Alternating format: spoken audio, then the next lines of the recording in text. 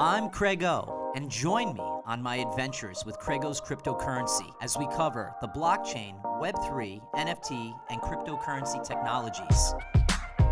Interviewing the best in the industry, giving tips and tricks, and also sharing with you projects that I'm most excited about. You're watching Craig's Crypto Corner, the best in Web3, blockchain, NFT, and cryptocurrency technologies. Today, it's the Web3 10. So let's get right to it.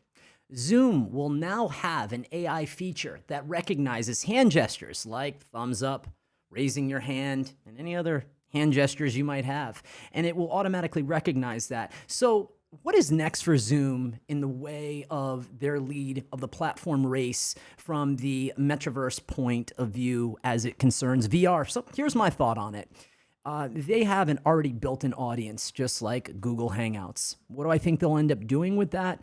Well, obviously the work from home concept has only continued to become popular, and more people are wanting to work from home even after everything's settled down. Okay, so what I think will happen is that VR goggles will become more mainstream, and work from home. The companies will be sending out these VR goggles so that you can plug into the augmented reality. And so I believe that Zoom and Google Hangouts will continue to monetize and grow with their platform base. All right, so let's go to number 2, DeFi users, decentralized finance. So last year, well, there was more than $12 billion lost to theft and fraud. All right, so those 65% of those were security breaches, hooking on to malicious sites. We'll talk a little bit about phishing today, but that's 3 times more than the second reason, whatever that might be. My thought on the second reason might be user error, so which is big enough on its own. So that can be something as simple as sending Ethereum, or if you're on the Elrond blockchain, to the wrong wallet address. And if you do that, here's a couple ways to look at it. You have it's probably think about 30 digits in an average wallet address, maybe 24 to 30 digits. A lot. I haven't counted them completely, but my thought is that you count the first 5 and the last 5, and you make sure that those numbers match up. And usually, if you do that, you're usually hedging your bets. It's no guarantee. And by the way, this is not financial advice. This podcast is strictly for informational purposes and entertainment purposes only. So do proceed at your own caution, as the Web3 space can be a little tricky. All right, number 3, 2 terms to keep in mind, which I think are very important when you talk about security, is KBA and KYC. KYC stands for Know Your Customer Verification, all right? So the $67,000 problem that one of my good friends had in purchasing land on the other side of Other Deeds, which is part of Bored Ape and Yuga Labs, all at a wedding. He hooked online as the nuptials were going on, believe it or not, and he was able to mint some land in the metaverse and through Yuga Labs. Now, in doing that, Bored Ape Yacht Club sold 55,000 pieces of their land, each for an average of $5,800. It was minted by 305 Ape tokens, and I'll talk to you about my DGen move on that. And then it cost in gas fees an average of 2 to 5 ETH. That being said, there were some people that paid upwards of 16 Ethereum just to get this transaction to go through. And so gas fees were played with, and if you didn't know how to get in there and play with the gas fees and adjust it, you had many failed transactions. And that put a lot of stress on the Ethereum blockchain, and there were some really good things to come from it and a lot of learning lessons along the way. So at the end of the Yuga Labs land sale, they netted $320 million. $123 million of that was in gas fees alone because of the congested Ethereum network. So my friend that had the $67,000 problem was a $67,000 profit. So the next morning he calls me and he goes, "Craig, what do you think I should do?" I said, "Well, I haven't been faced with a $67,000 NFT digital asset problem ever." I said, "But here's my thought. What's the upside in you selling now? What can you pay off? How far can you be ahead? And we logically talked about it. And I've many times said on to this podcast, you have a pig and you have a hog. Be a pig, get fat. Hogs get slaughtered. I know that it's a little rough to say it that way, but at the end of the day, nobody regrets the sale and making money. People regret following it back down and making nothing. And worse, even more so, is losing money. So if you're going to play in the store of value, be mindful of how does it real world benefit you in paying your bills, keeping ahead, putting money towards savings, all of those things. And so the other day he put it on, and at the beginning it looked like it could possibly be a $90,000 problem, where it was at around 30 ETH that he thought he could sell it for, and he ended up selling for 24 ETH. So congratulations to him. Big shout out, the fact that he was able to mint. And he actually got on to the KYC, Know Your Customer Verification list. So he was not himself a Bored Ape owner, but he was able to verify. And because he was able to mint in on this, and he didn't need to go through secondary sales. At the same time, he did spend, like most other people, 2 Ethereum to do this, which is maximizing your gas fees. And we'll talk about that on another episode. So the speculation on Yuga Labs and Bored Ape is that they're going to create their own blockchain. The thought or the idea of that is this. Ethereum right now operates between 15 to 20 transactions per second, and it's often challenged. And so the thought or the idea is that later this year, the hope, no guarantee, but the hope is that we're going to see these layer 2 protocols come on. And layer 2 protocols are Matic Polygon, LRC. LRC is Loopring, and then ZKS. ZKS, I own it. I would recommend that you visit their website, look at their white paper, and go onto their official Twitter pages, both Matic, LRC, and ZKS. These are tokens that right now have kind of taken a bath, like most cryptos. And the market has definitely been challenged, and we're at the very beginning or the forefront of a lot of great things that are hopefully to come down the line. And it does mean that you have to have patience in mind, and you also have to be a little risk adverse. And you also have to be cautious and mindful that you've done your due diligence. You never want to FOMO into any of these projects, especially when you don't know as much about them as you should. So I always say learn before you earn in Web3, before you start playing with digital assets, which are NFTs and cryptocurrencies, amongst many different blockchains.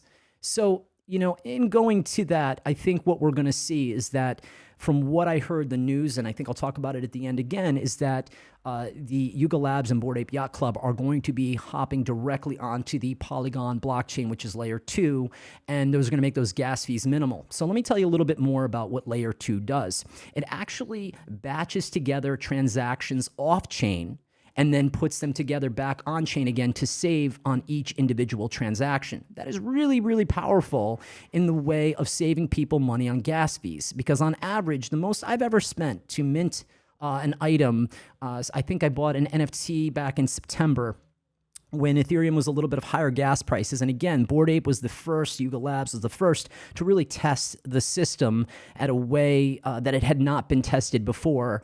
And, other people say, oh, maybe the contractor's wrong. I don't know. At the end of the day, it shows just how powerful this $4 billion juggernaut actually is. And congratulations to all those that got the other deeds into the Yuga Labs. I'm really excited for you guys and Bored Ape. And one of the missions that Bored Ape had when they first had their Genesis owners is that they wanted to make each of those original holders millionaires. They're either pretty close to that or they might have exceeded that by now with the different airdrops. A couple months ago, I think it was the Ape token, and I'll talk to you a little bit about my degenerate play in a second.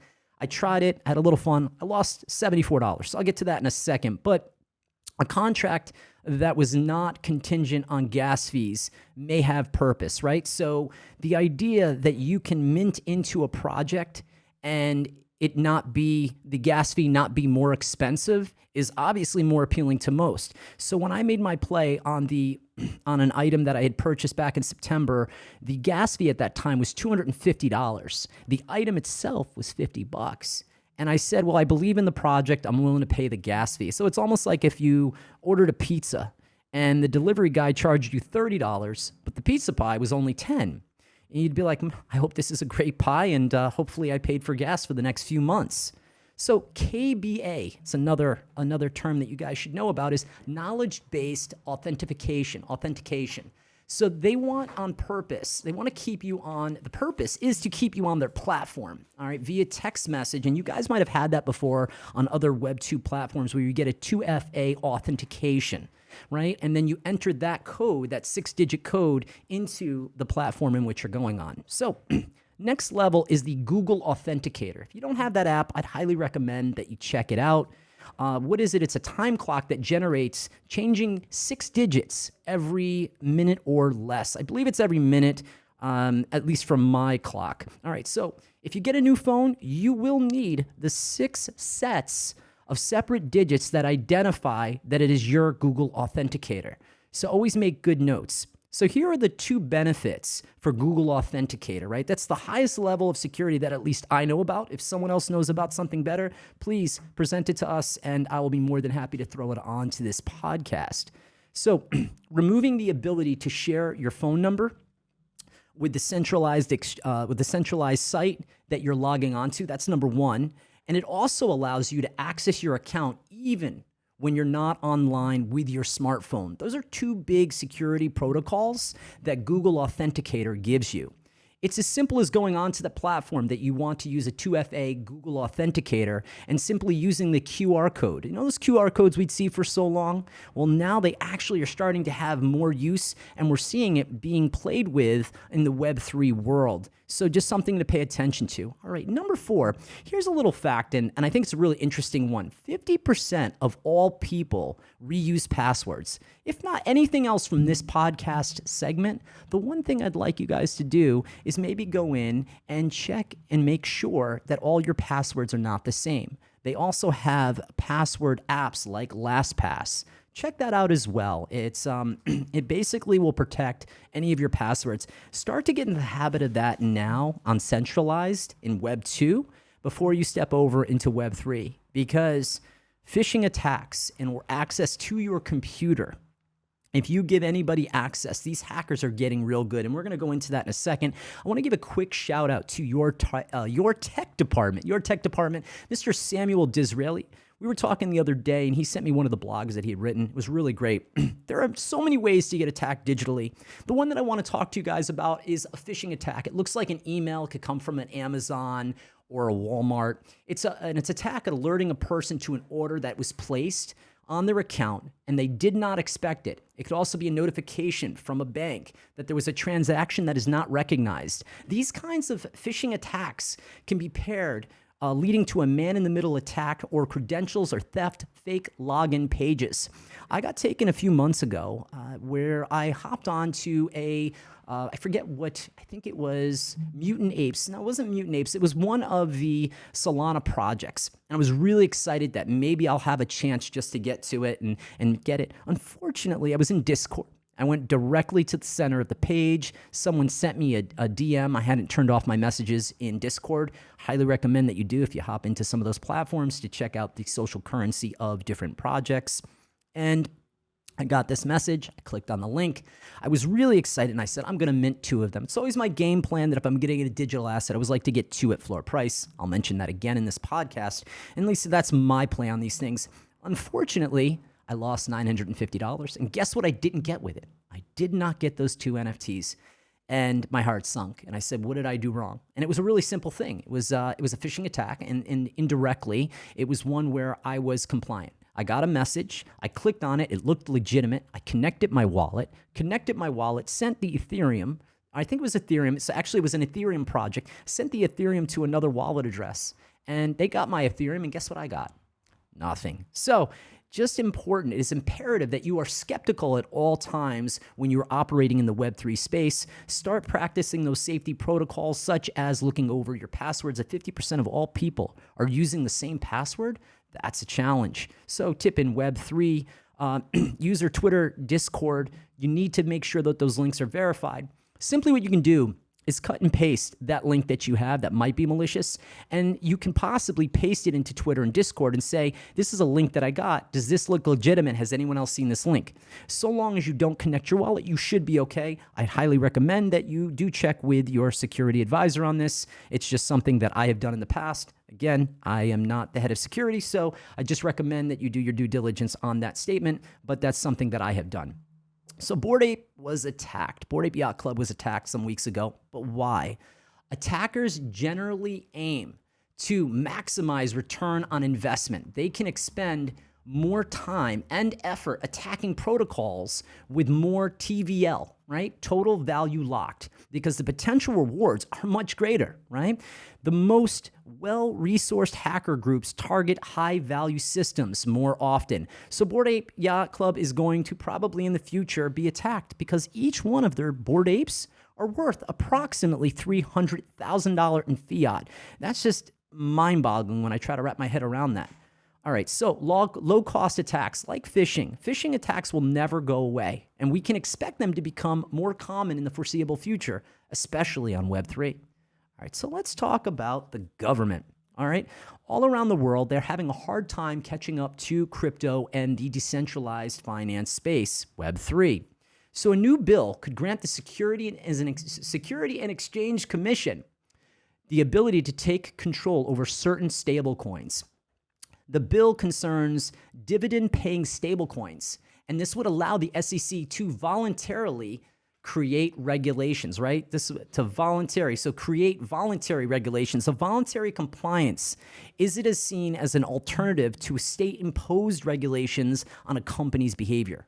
This is great in theory, but I think hard depending on people to be financially honest, right? So right now it's a voluntary thing. So when I got my tax return at the end of last year, I hadn't sold any of my crypto, but at the bottom it would say, what crypto have you traded? So they're going to ask you right now. So let's go right to the digital assets, right? Because that's a different class. It's sort of in the gray zone, right? Because it could be looked at as artwork. It could be something that is something that appreciates. It's treated a little bit differently than cryptos. Crypto regulations will be worked on first. They're going to go directly to the bigger blockchains, I'm assuming like Ethereum, because we have Etherscan, and they're going to work their way down because the most amount of people, I believe, concerning the store of value or the information purpose is going to be right now mostly focused on Ethereum. So cryptos are currently treated as a foreign currency, and their short-term gains are treated just the same as a stock.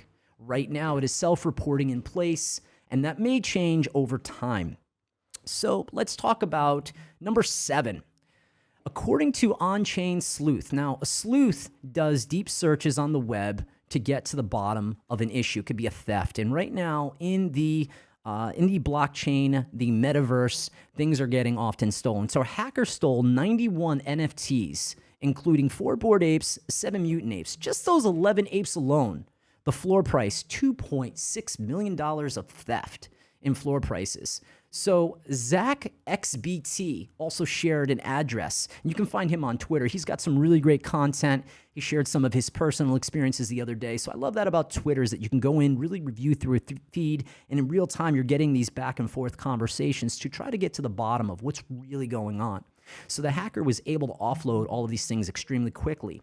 I think the real trick, though, with non-fungible tokens is that you can't fractionalize them like you can crypto. So I feel like they're almost harder to steal, but once they're stolen, if a wallet address is smart enough, they're going to continue to move that cryptocurrency that they sold from wallet to wallet. And at some point, it might end up onto a ledger, a cold wallet, if it hasn't already, and then that might be sold otherwise. So it's really interesting to kind of see that some of these items will get hacked.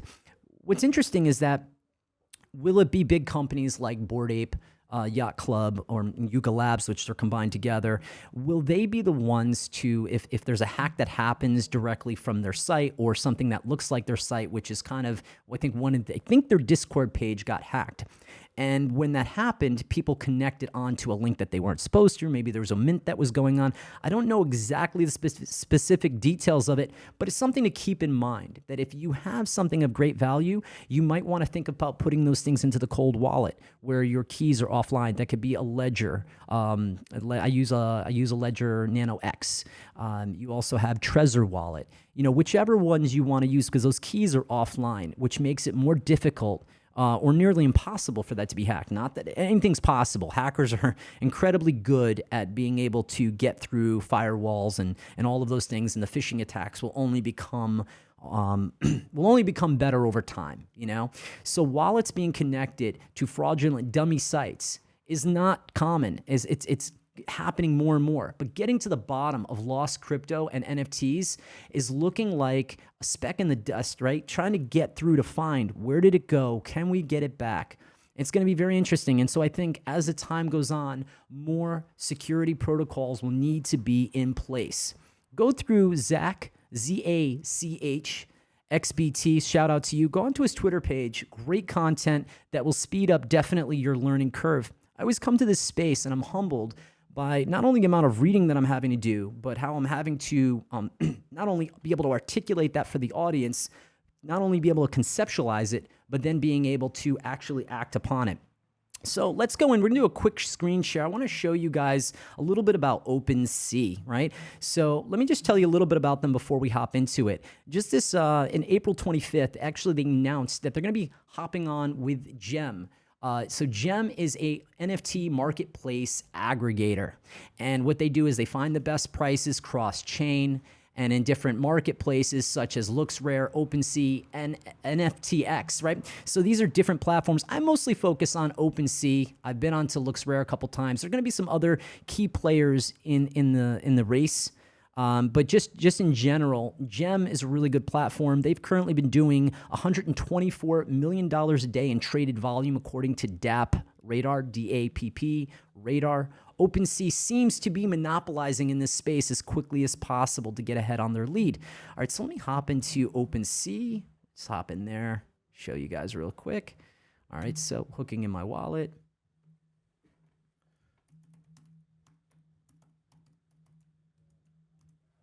Bear with me for a minute. There we go. So I just last night I purchased a domain name last night, poom.eth. Actually, what does POOM stand for? So I try to find different things that have an opportunity to make money. Process, object-oriented modeling.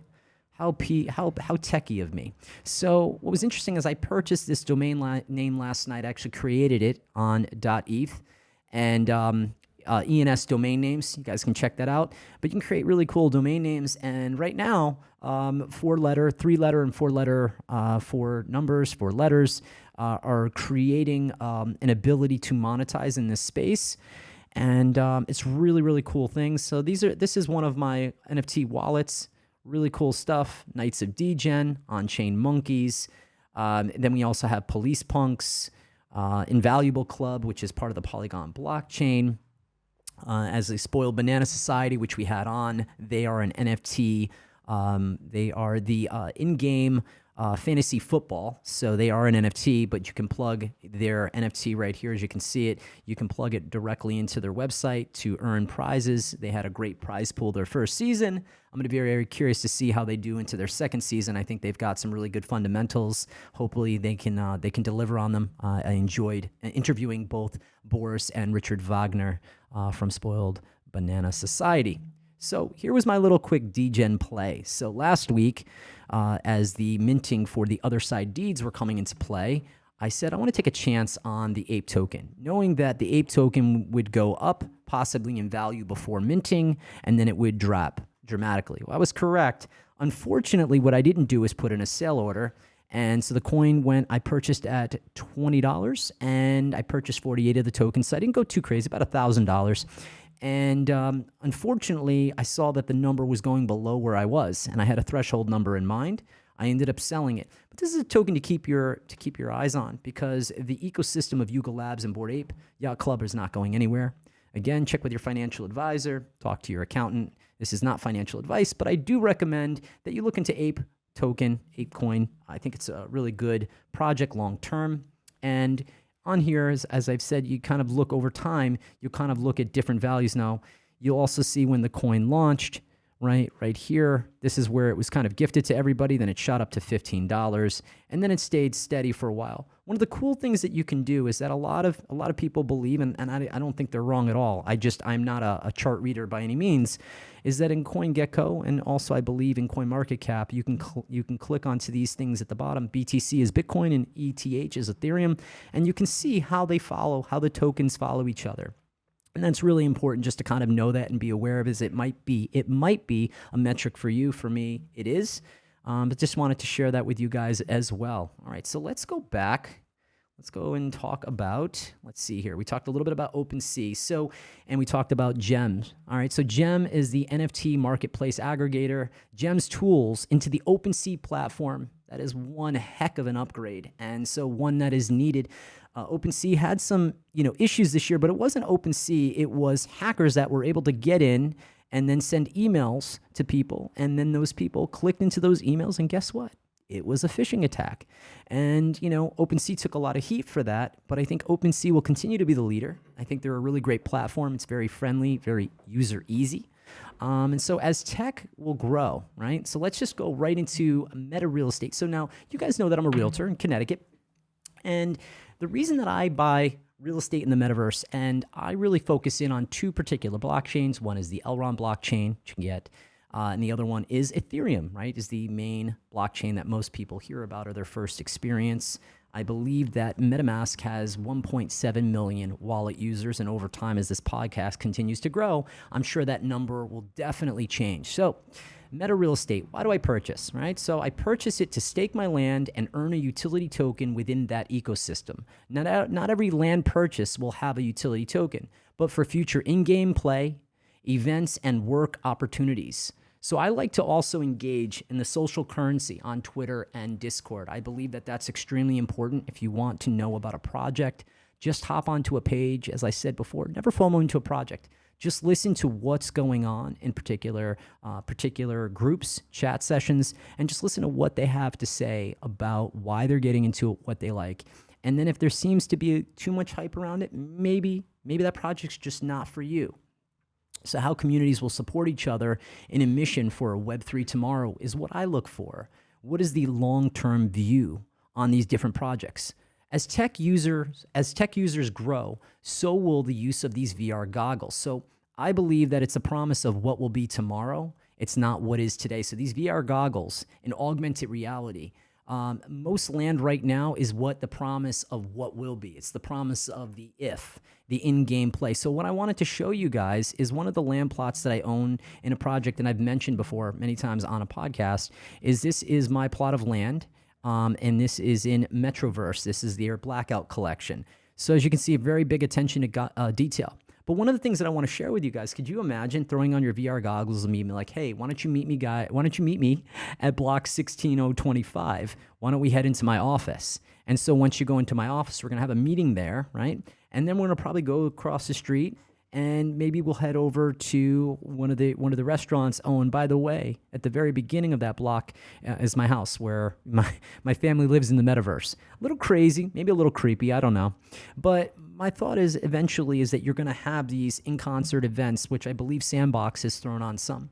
But it's really cool when you can start to use that imagination to see what's actually going to happen in the augmented reality when you throw your VR goggles on. So really, really excited to see what's going to be coming down, because working from home, I think it's going to become a little more popular over time. So I just wanted to show you guys just that and bring you into it. So there are going to be many NFT projects that will fail over time. There's no question about it. So my hope is that Zoom and Google Hangouts will have their own virtual worlds. That's one that will excite me, and I'll tell you why. They have a built-in audience. They also have the tech that users currently use every day already, okay? So why do I play in the NFT space? Well, I like what decentralized finance provides, right? It has the ability to create wealth for people over time. I don't believe in get rich quick. It doesn't exist, at least in my mind or my way of thinking. It can happen for some. I know some of those stories. I have some people in my network that have those stories. That's not going to be mine. Mine is creating credibility in the space, continuing to learn and being humbled every single day. I get to learn about Web3 and what is coming in the next few years. And it's amazing to see what the blockchains are going to do, how smart contracts, whether it's a music file, or whether it is, it could be a medical record. It could be something as a house deed. It could be something as simple as just transferring money. A network of virtual reality, real estate worlds created by many different companies. I am still a big believer. That in first to market, some will go with the property of the day or the non-fungible token of the day. It could be just a picture. It could be a picture of a football player as an example. But at the end of the day, it has to have some type of value. It has to be able to create some real world utility, because no matter how much we'll plug into our metaverse and we'll put the VR goggles on, augmented reality, at the end of the day, we have to make sure that we're still connecting with human beings. And outside of that metaverse is our real world. So we never want to lose we don't want to lose too much focus on that. So some play the Ethereum game or the native token game in the blockchain that they're in with the digital assets. Some play the project game, which they like to go after brand names. And I'll sometimes play both of those. But for me, it is the value game, the number 3, which is the utility, the real world rewards. So for instance, right now in that metaverse property that I showed you, I'm earning their utility token, their MET token, which is part of a liquidity pool. Maybe in another podcast, I might talk a little bit about liquidity pools. You have your market makers or liquidity providers. But what's most important is that I'm able to then transfer that utility token, the MET token, I'm able to transfer it to Ethereum or USDC, and then I'm able to actually apply that to maybe paying my bills. But again, at the end of the day, if I lose money, guess what? Can't apply it to anything because you're at a loss. Consult with your financial advisor and your accountant. Always check to make sure that you know what you're getting into before you actually do. So number 10. So as a realtor, it is key in the real world that if an NFT land purchase is your thing to consider, projects to get into, the uniqueness, the traits of the land. But the most important thing in the real world, just as it is in an NFT Central, is that location. We hear that many times over. Snoop Dogg had purchased a piece of land in Sandbox, and he's a very big part of that project. And a shout out to Sandbox. They're a great company. A lot of value there, I think, in the long run. Even in the short run, it's benefited landowners. But someone had purchased a piece of property. I don't know if it was before or after. I might assume that it was before. Snoop Dogg had purchased right next to him, and that land price went up. So sometimes it can also be your neighbor, especially in the metaverse, that will affect the value of your property. There are many different ways that the market is defining these things. So my approach when I get into NFT projects is to purchase 2 digital assets in each project at floor price. Some people like to go for the uniqueness of traits. So ApeCoin will integrate with the Polygon blockchain, which is the layer 2, as I had said before. Definitely check that token out. I think it definitely has a good promise in the long term, but please value your risk to reward ratio. It's different for everyone. The NFT market, according to the Wall Street Journal, these are the last 2 things because I already went through my 10 today. The NFT market, according to the Wall Street Journal, saw 19,000 sales of NFTs in this past week versus September, where it was 225,000 purchases of NFTs. According to the Wall Street Journal, as I had said, that's a 92% weekly trading decline. I approach this space with these 3 things in mind, and I'll end it on this note. Learn by reading, ask the questions of those who can help you, who have more knowledge than you. Conceptualize what you are learning and how you can apply these concepts into opportunities. And the last, implement what you have learned to grow your footprint in Web3. Signing off, Craig's Crypto Corner, the best Web3 blockchain, NFT, and cryptocurrency technologies.